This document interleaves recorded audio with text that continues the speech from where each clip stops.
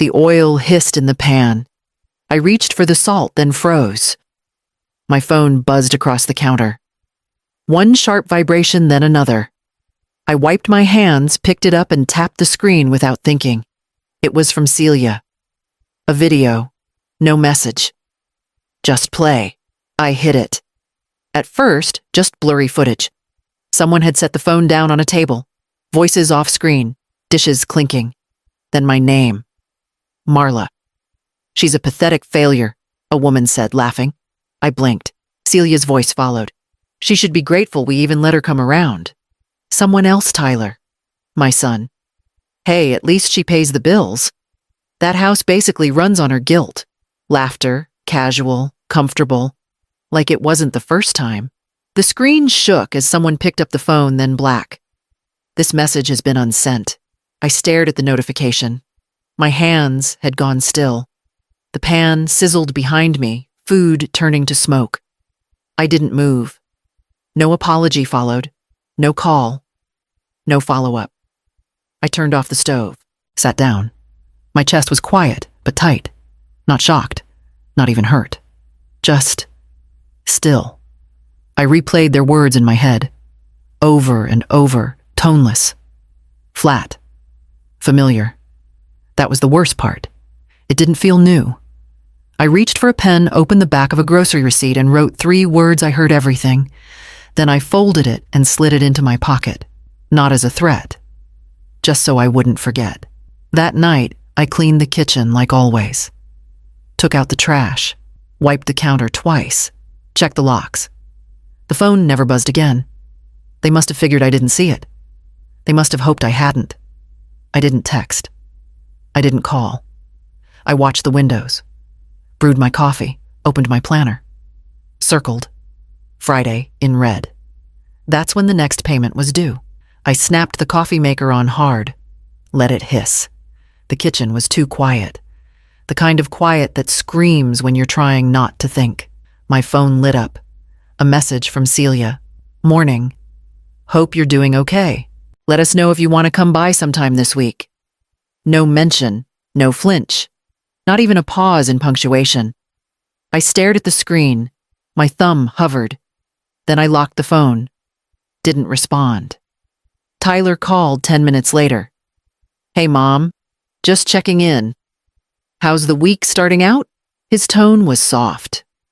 Too soft. Like he was trying to pat down a rug he'd tripped over. I gave him nothing extra. 1-word answers. A fake laugh when he asked about the garden. I kept stirring my coffee, counting his breaths. He didn't ask if I was okay. He didn't wonder if I'd seen the video. Just rolled into his next line like clockwork. So, any chance you can send the usual this Friday? There it was. The usual. Rent. Groceries. Whatever came up this time, I didn't flinch. Of course I said. And I meant it. I would send something Friday, but it wouldn't be what he expected. After we hung up, I sat at the table, hands wrapped around the mug. Same seat. Same angle toward the window. The same ceramic cup with a tiny crack on the rim. But it didn't feel the same. They thought I was still playing the part. Still soft. Still willing. Still theirs. They hadn't noticed the shift. Not yet. I sipped my coffee. Let the silence stay. In my planner, I wrote 1 line under Friday's date transfer begins. Then I pulled open the drawer beside me. Found the folder I hadn't touched in 3 years. The one with my name on the deed. I placed it on the table. Let it sit there next to my mug. Didn't open it. Not yet. I pulled up the bank portal and clicked. Transaction history. Download. Sort by date. Scroll. The numbers blurred. I focused anyway. Rent, $1.850. Monthly. Utilities averages but consistent. Celia's studio upgrade, $2,400. Still hadn't seen a single ad. Just ring lights and mood boards. Tyler's emergency dental, $780. 3 years ago. No dentist receipt. Birthday checks. Holiday flights. Grocery reimbursements. I'd called it helping. They called it her usual. That line between love and obligation, I'd erased it so many times it vanished. I kept scrolling. Tyler's last W-2 from a full-time job, 2019. Celia's business filing hobby status. No income listed. No taxes paid. But every month my account bled clean. And they never asked if I was okay. Not once. They just assumed I'd show up. Wire the money. Smile on cue. Because I always had. They'd walk me through that house, my house, and call it theirs. This is our forever home, they'd say to guests. We're just lucky my mom could help us start. Start. They never planned to finish. I reached for my notebook, the one I kept tucked between cookbooks, opened to a fresh page, wrote one line. I funded their fantasy so long they mistook it for entitlement. I underlined it. Twice. The oven timer beeped, but I didn't move. Instead, I stood and walked to the cabinet above the fridge, the high one they never bothered with. I pulled down the envelope, the one marked House. Original documents, thicker than I remembered. My handwriting across the flap. I brought it to the table, set it beside the bank statements. They wanted to play house. I still had the keys. I pulled into the driveway without texting first. 3 bags in the back seat. Groceries, good ones. The kind with names they liked to drop in recipes but never paid for. Celia opened the door halfway. Her smile didn't reach her eyes. Oh, Marla. Hi. It's not a great time. We have people over. Behind her, laughter, clinking glass music, low and curated. Then my name, muffled. A woman's voice. Something clipped, amused. Celia tensed. She stepped outside and pulled the door nearly shut behind her. I'll grab the bags. You didn't have to do this. Tyler appeared barefoot, holding a stemless glass. Thanks, Mom. Seriously. We'll call you later, okay? I looked at him. He didn't meet my eyes. I handed over the bags one by one. He turned too quickly already, pulling the door shut as he said, Love you. Click. No hug. No invite. No plate. Just the sound of the deadbolt sliding back into place. I drove home with the radio off. No tears. Just heat under my skin. A slow burn where something used to be soft. That night, I passed the hallway mirror on my way to the kitchen. I stopped. Looked at myself.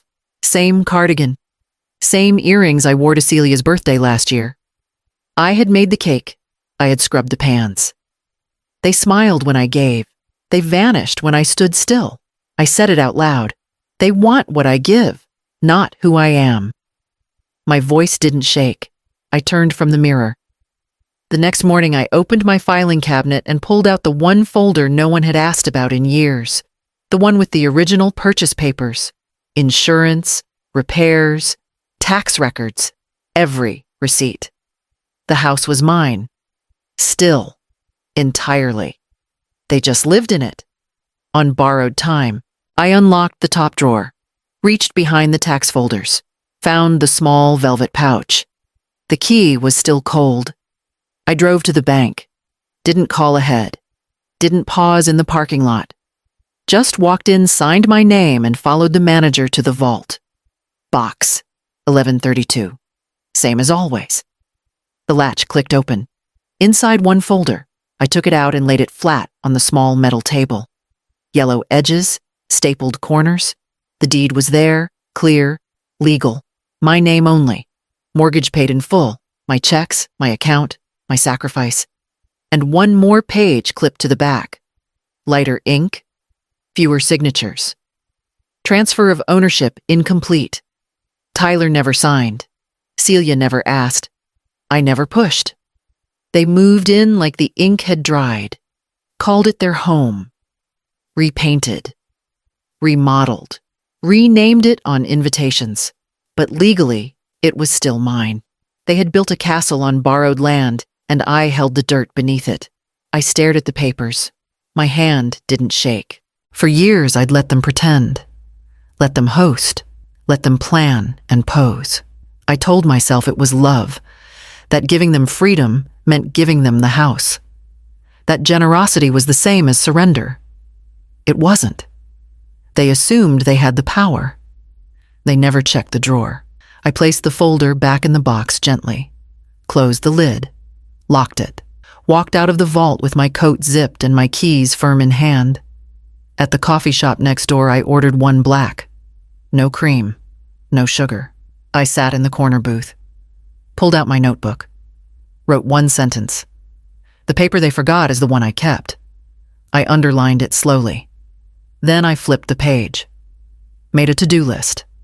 Item 1, find a lawyer. I dialed his number before I could talk myself out of it. 1 ring, 2, Ben Whitaker. It's Marla. I need a few minutes of your time. He remembered me. Said he had a slot open that afternoon. We met at a small cafe, the kind without background music or anyone asking if you want oat milk. He ordered espresso. I brought the folder. No pleasantries. I slid the documents across the table. He glanced down, eyes sharp. Familiar with every stamp, every clause, every missing signature. I want to reclaim the property. Quietly. Ben leaned back, let out a slow breath. You're still the legal owner, he said.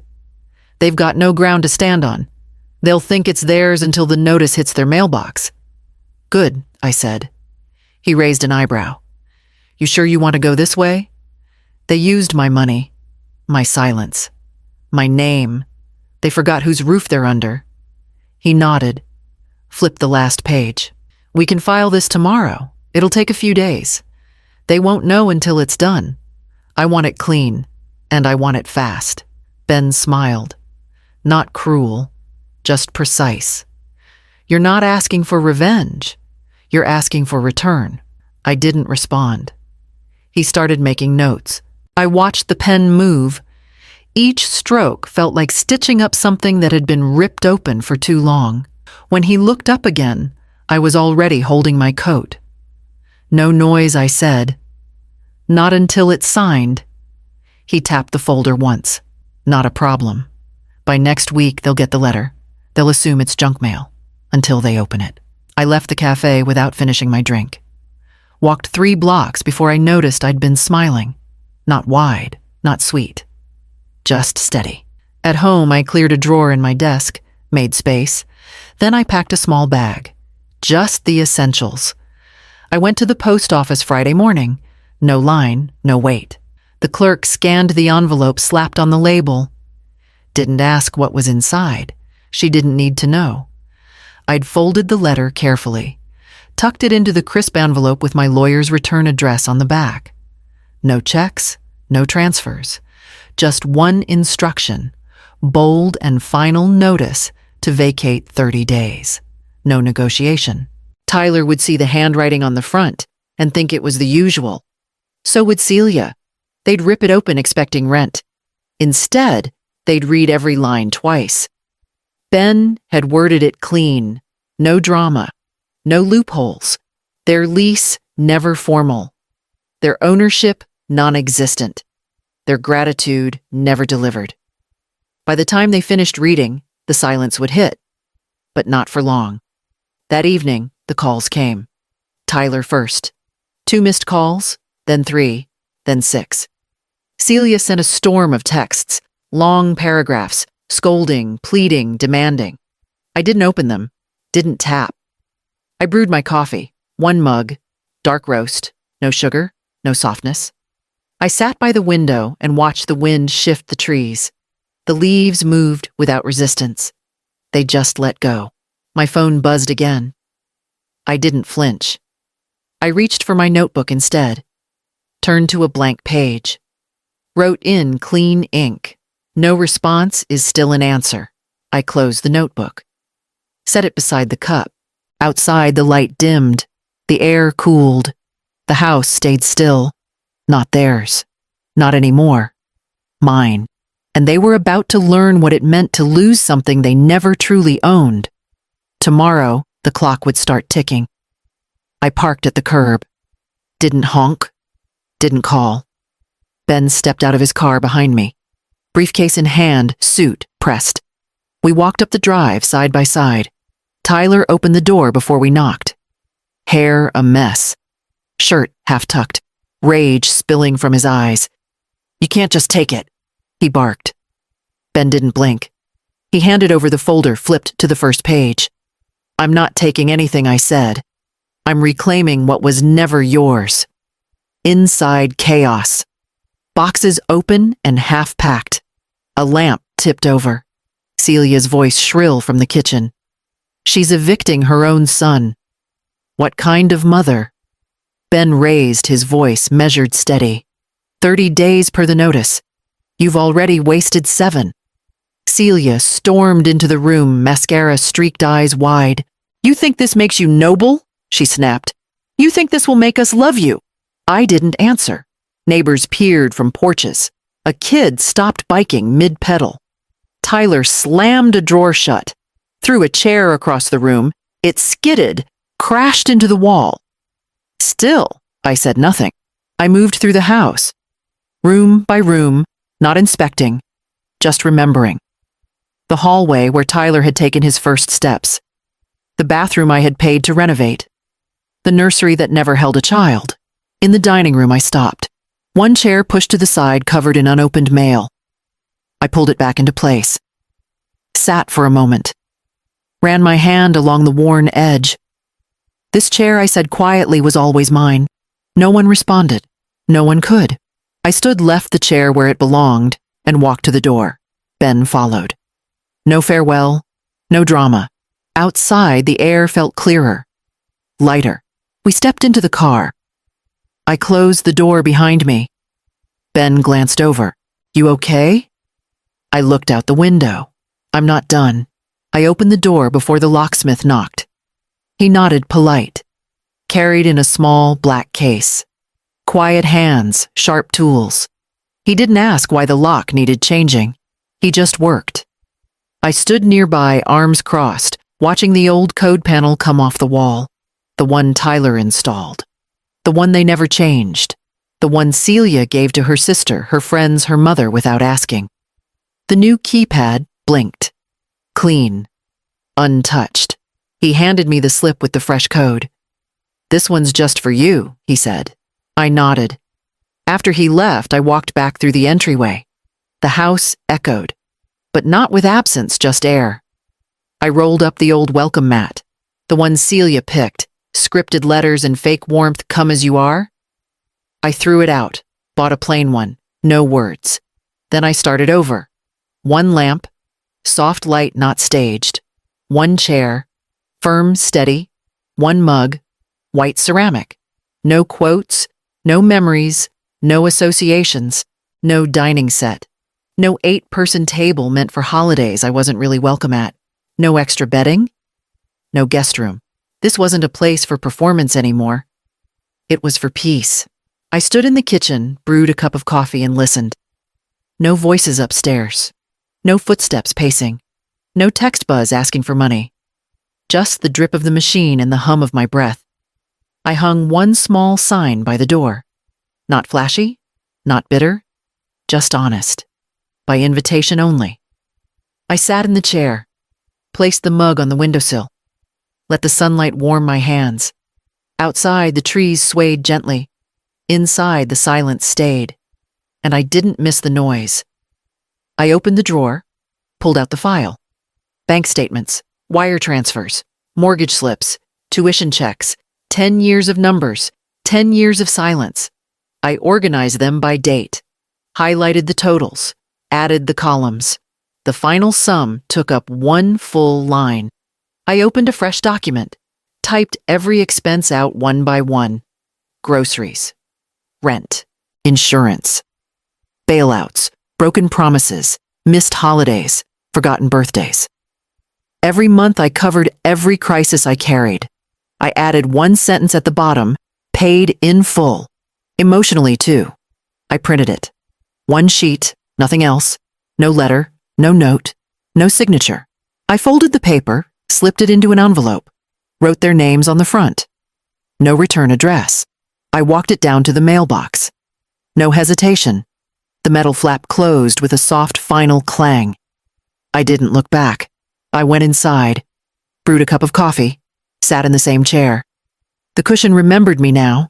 No bitterness in the mug, just heat, just quiet. I picked up my pen. opened my notebook, wrote 4 words on the next page. I own myself again. Then I closed it. Outside, the leaves shifted in the breeze. Inside, nothing asked for me. No debts. No proving. No wounds left to explain. Just space.